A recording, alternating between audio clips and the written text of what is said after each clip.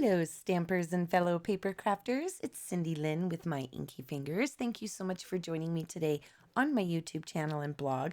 I'm starting today's video a little bit different. I'm not going to put all my supplies out. I'm going to show you what I use as I go along. I figured it would just save a little bit of time.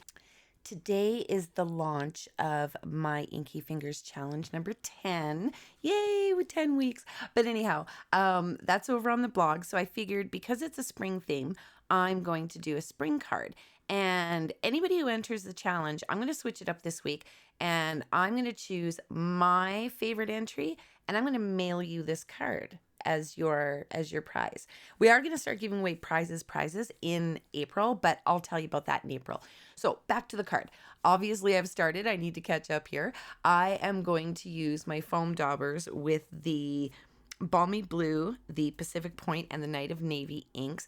And as you can see, I'm not doing a nice smooth blend. I want it to look really cloudy, like a background. And I'm going to distress it and do some things to it so it's going to look super, super cute. So don't be super, super diligent when you're doing your blending for this one. So I'm going to stamp the boots out of the Paper Pumpkin set with the Mango Melody. And I also pulled out the Light Daffodil Delight, Light and Dark Mango Melody, and the Light and Dark Smoky Slate. I'll pull those out in a second.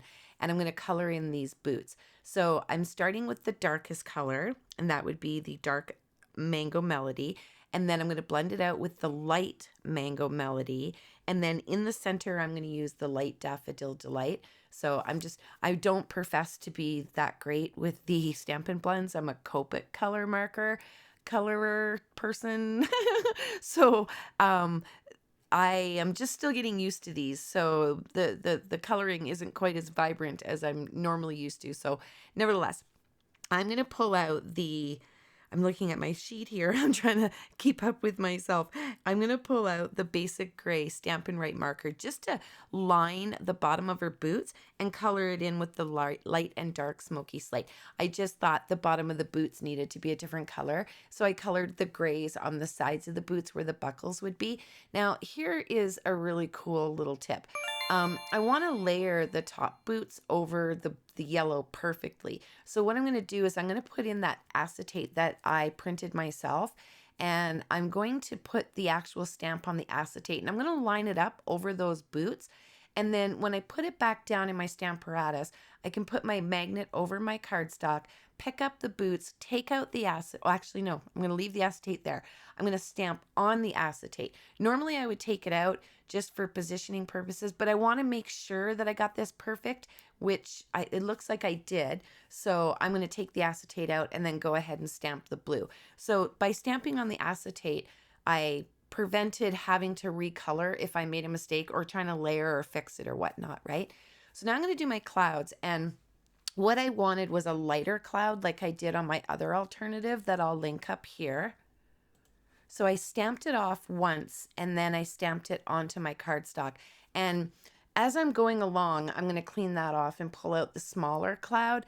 And as I'm going along, I'm looking at this and I'm thinking, these might be a little darker than I wanted. So I stamped it the third time there. So I stamped it off twice and then stamped it the third time on my cardstock. And I really liked the hue that came out of that. So I ended up stamping the bigger cloud again so that it was lighter. So again, what I did is I stamped it off 2 times and then stamped it onto my cardstock. So I'm going to fussy cut out the boots and I'm going to fussy cut out all of the clouds. And then once those are all done, I'll pull out my spray and splatter box and get some water here on this background. Now I'm just using a water spritzer bottle and I'm using the spritzer mechanism and I'm just tapping down on it to give me those little splotches of water. And then I'm going to put the paper towel over it just to sop that little bit up. Now this here is my shimmer spray mixture. I will link the video for that up above, and it's just the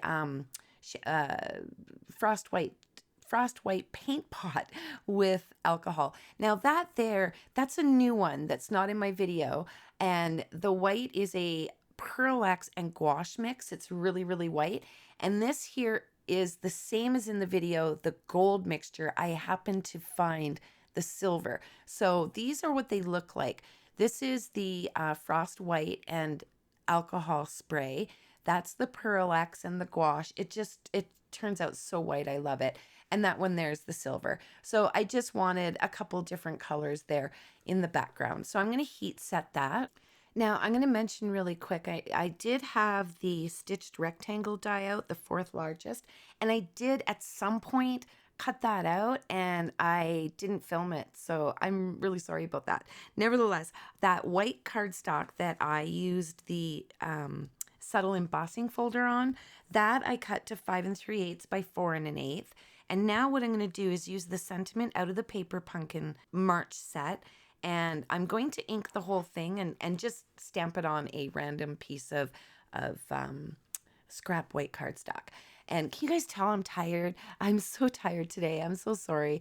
I've been taking care of my dad to give my mom a break. My dad's not well, and I've worked all day, and I'm so tired. It's really, really late, but nevertheless, I am going to use some white embossing powder, and I'm going to emboss the top of the sentiment.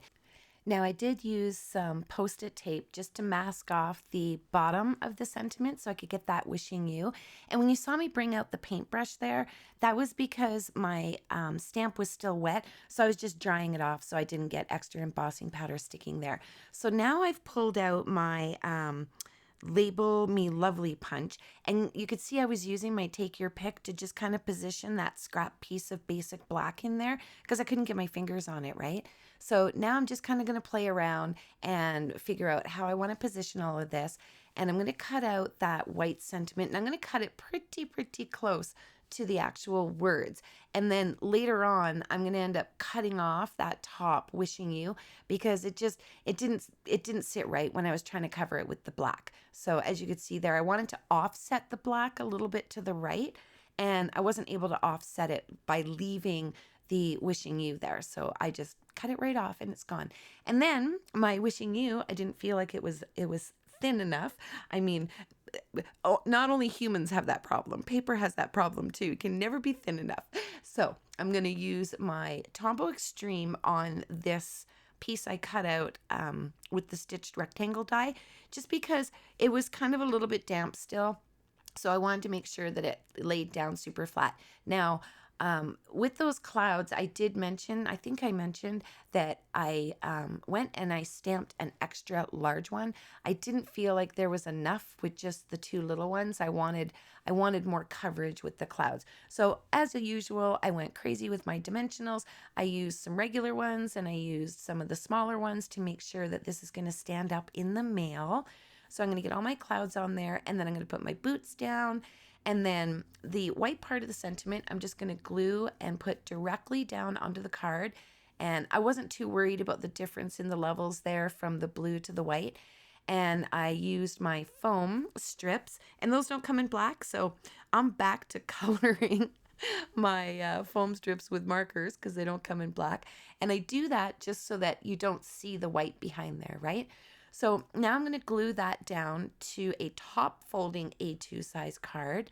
And then my dad came in the studio because, of course, this is Friday, right? This video is going up Sunday, but I'm actually filming this on Friday. So my dad came in and was talking to me while I was trying to put all of these little sequins and things down that take me forever to do anyway. So I'm talking to him and I'm putting these down, and this took like 20 minutes. It was crazy.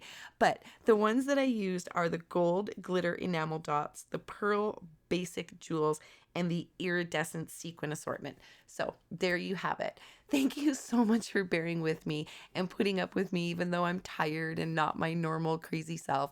But I would love to see you play in the challenge. Head over to the blog to check out all the details for that. The link is down below. And if you're watching this video on the blog, then you're already in the right spot. So I can't wait to pick my favorite card. That will not be a random generator. It'll just be my favorite, and I will mail you that card. And I can't wait to see everybody's entries into the challenge. And don't forget to stay tuned because in April, I'm going to start giving away prizes. So happy stamping. I hope you're all staying safe. Wash your hands. And until I see you again, take care.